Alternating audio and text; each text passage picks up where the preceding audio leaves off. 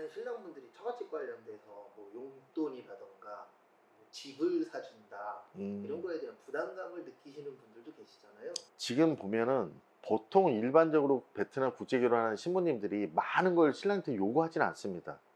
근데 그런 걸 요구 많이 하는 분들은 다른 이유가 좀 있을 수 있다라고 볼 수 있어요. 제가 우리 고객들을 봐도 너무 과하게 너무 많은 걸 요구하는 부분은 그렇게 크지는 않아요. 남편분들 중에서 와이프분이 마음에 드니까 이야기를 안 해도 과하게 해주시는 분들도 계시죠. 그런 분들도 있죠.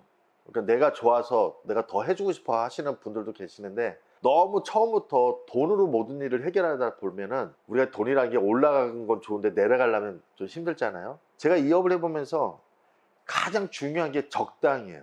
이 적당히가 쉬우면서도 어렵더라고요. 사람마다 적당히도 다르잖아요. 마 사장님 그거 아세요? 너무 센 남자 있죠. 이 세다라는 건 그냥 정력이라고 얘기를 해볼게요. 너무 밤에 너무 강한 남자를 여자들이 좋아할까요? 근데 또 너무 약한 남자도 여자들이 좋아할까요? 안 좋아하거든요. 그러니까 너무 세도 문제, 너무 약해도 문제예요. 그 적당히가 가장 중요한 것 같아요. 그리고 기분 좋을 때는 아무 문제가 안 되는데 타이밍도 중요한 것 같아요. 아내가 지금 기분 좋을 때야 남성들의 요구사항도 잘 받아주고 그럴 텐데, 지금 막 짜증나고 기분 나쁘고 막 고민거리 있는 사람한테 막 그런다면 그 타이밍도 중요한 것 같습니다. 재혼 남성들은 그래도 여성을 좀 알아서 어느 정도 그래도 해결해 나가세요. 근데 초혼남의 여성 경험이 좀 적으신 분들이 그런 데서 좀 실수를 많이들 하십니다. 확실히 말하는 거나 그런 거는 기혼 남자분들이 훨씬 더 나으시죠. 그렇죠. 일단 여성에 대한 어느 정도의 알고 있으니까. 오시는 분 중에 이제 모태솔로 분도 계시고 연애를 이렇게 많이 안 해보시죠. 그렇죠. 그럼 연애 코치도 많이 하시겠죠. 어느 순간 제가 연애 상담사가 된 느낌? 저는 그래도 여성들과 좀 얘기를 나눠본 편이라 제가 알고 있고 제 경험치를 좀 신랑한테 얘기는 좀 해드리죠. 물어보는 거에 대해서. 제가 옛날 그 마소장님 유튜브에서도 한번 얘기를 했었던, 여성들 뭐 기분 좋게 해주는 거 뭐 샤넬 립스틱을 사봐라. 근데 이거를 진짜 실행하는 분들이 있더라고요. 저희 고객 중에서도 그렇게 사갖고 와서 이렇게 주신 것도 있고. 그럼 반응이 어떤가요? 좋아들 하죠. 그러니까 제가 그걸 조금만 더 설명을 해본다면, 그 어떤 물건들 중에 최고 좋은 가치를 느낄 수 있는 선물을 주는 거죠. 샤넬 립스틱은 립스틱은 좋은 거니까. 그러니까 립스틱을 받았는데 좋은 립스틱을 받으니까 기분이 좋아지는 거고. 그렇죠. 생각보다 그게 아주 부담되는 금액은 아니죠. 그렇죠. 그러니까 5만 원 현금 5만 원 줬을 때 그 느낌보다는 샤넬 립스틱 주는 기쁨이 크죠. 이건 조금 민감한 주제일 수 있는데, 국제 결혼하면 문제 있는 사람이다, 예전에 이렇게 생각을 했었잖아요. 직업이 안 좋다, 학벌이 안 좋다 이런 얘기들도 많이 하는데 요즘 오시는 분들은 어떤가요? 대다수 결혼해서 아내를 책임질 수 있을 정도의 수입들은 있으시죠. 수입이 적으면 아예 비자 자체가 우리나라에서 기본적으로 직업이 있는 분들은 그 이상은 다 되니까 그 금액이 크진 않더라고요. 크진 않아요. 요즘 오시는 분들 학벌이나 재산이나 이런 건 과거보다는 올라가고 있는 추세인 거죠. 저도 뭐 20년 전에는 안 해봤기 때문에. 그런데 지금은 기본적인 어느 정도 생활 여건들은 다 갖추고 고소득자들도 있어요. 여기 전문직 분들도 종종 있으신가요? 그 전에 뭐 수의사 공학이나 최근에는 뭐 특별한 직업이 있지는 않고 평범하신 분들이. 국제 결혼이 계속 늘어나고 있는 추세고, 종종 이제 변호사분들도 있다고 할 정도로 있긴 있는 것 같더라고요. 저도 옛날에 어떤 결혼업체 사장님이 변호사가 있었다는 말을 한번 들은 적은 있어요. 국제 결혼해서 이제 만나다 보면 파혼하는 경우들이 생길 수밖에 없잖아요. 그렇죠. 남자분이 많으신가요? 여자분이 많으신가요? 신랑님들이 파혼을 원하는 율이 더 높아요. 그럼 여기서 중요한 핵심은 왜 한국 남성이 파혼을 선택하는 율이 여자보다 높을 것 같으세요? 제가 생각할 때는 신부의 입장은 신랑님 베트남 와서 지금 신부의 가족들만 모시고 우리가 약혼식을 했거든요. 그러니까 신부는 그래도 부모님이나 친척들이 이 결혼에 대해서 다 알고 있는데, 어떤 일 가지고 사소한 말은 좀 쉽지 않지만, 예를 들어 그냥 뭐 하나 기분 나빴다, 나 이 남자한테 실망했다고 바로 파혼을 할 수는 없죠. 근데 신랑님은 달라요. 신랑님은 나 혼자만 생각을 정리하면 되거든요. 아니, 한국에 있는 내 부모님이나 내 뭐 직장 동료 이런 분들이 참석을 안 했기 때문에 내가 그냥 이 여성이 잘못됐다라고 느끼는 점 하나 있으면 나만 생각을 정리를 하면 할 수 있기 때문에. 근데 신부 입장과 신랑 입장이 다르죠. 예를 들어 이걸 반대로 생각을 해보자고요. 신부가 우리나라 와가지고 신랑님이 한국에서 부모님과 지인분들을 초청해서 약혼식을 했다면, 신랑님도 사소한 것 이게 사소한 말이 참 좀 쉽지 않은 얘기지만 신랑님들도 뭔가 내가 이 여성한테 좀 불만이 생겼다고 바로 파혼을 선택하진 않으실 거예요. 그 차이가 좀 있습니다. 내가 이걸 느꼈을 때요, 서로 양보할 수 있어야 돼요. 그리고 이해해 줄 수 있어야 되고.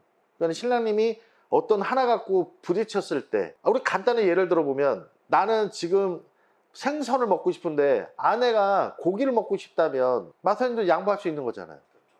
내가 내 아내를 정말 좋아하고 내 아내로 인정하고 있다면 남성들은 양보할 수 있거든요.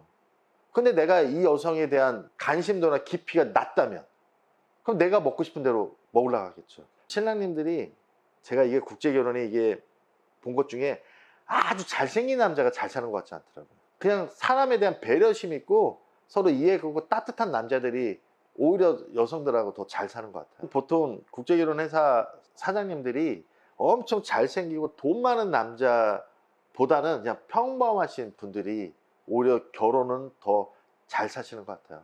예전에도 한번 질문 드렸었던 건데, 어떤 한국 분들이 베트남 여성분을 선택도 해야 되지만 베트남 여성분들이 한국 분들도 선택을 해야 되잖아요. 당연하죠. 한국 남자분들이 선택 못 받는 경우는 어떤 경우가 제일 많아요? 우리나라 남성들도 크게 두 가지를 갖고 가죠. 외모와 성격. 베트남 여성들도 남성의 외모와 능력을 보겠죠.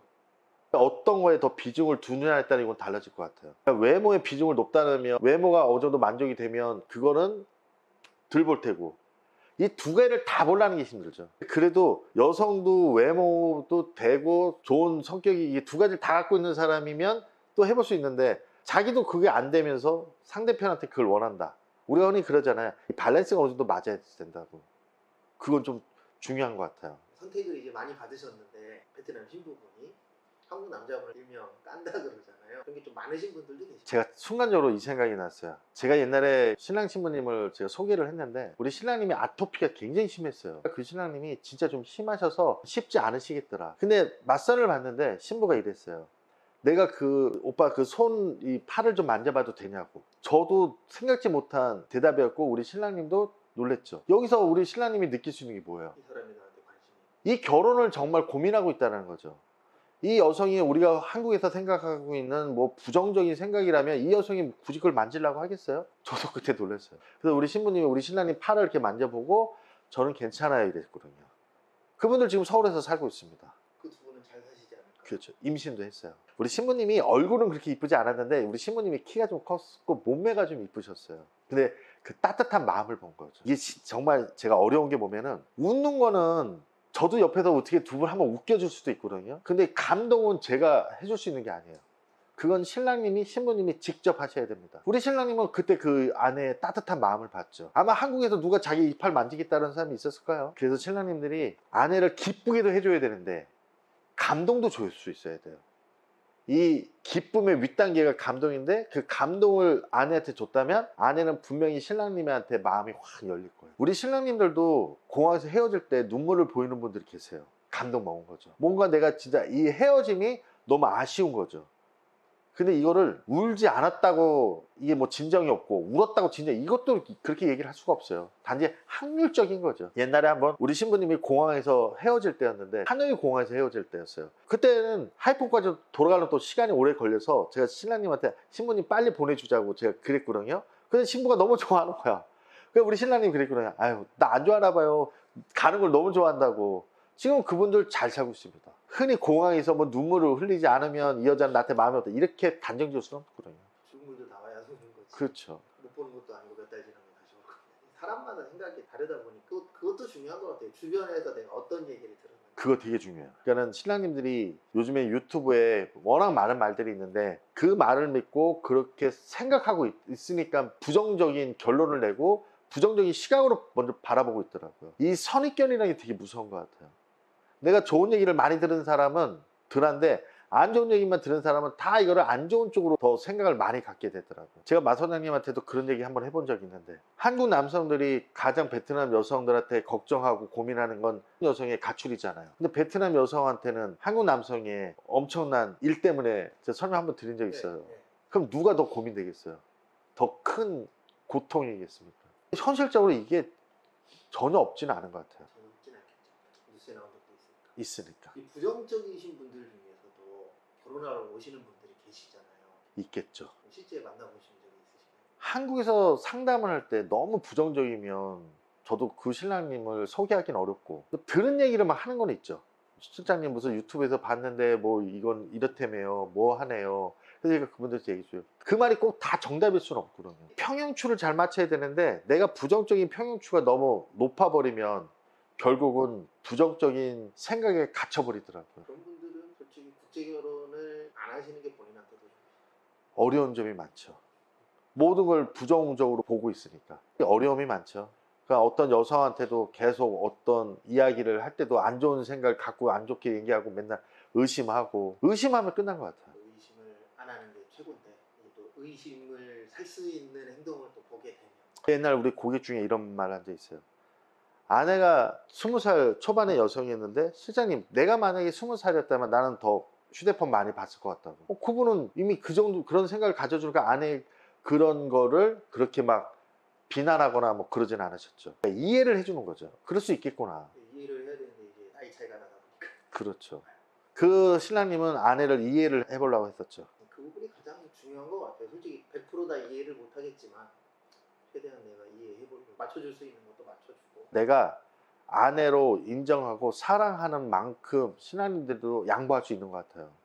그게 큰 것 같아요. 근데 이런 사랑의 감정이 돈독해지려면 시간도 필요하고 같이 있는 시간이 많아야 되는데, 우리 국제결혼의 어려운 점이 같이 있는 시간이 많지 않죠. 그래서 저는 신랑님이 신부님하고 또 두 분만 꼭 여행을 한번 가셨으면, 우리가 여행 가면 마음도 편안하고 거기서 같이 있어 보면서 서로 알게 되겠죠. 정말 중요한 것 같아요.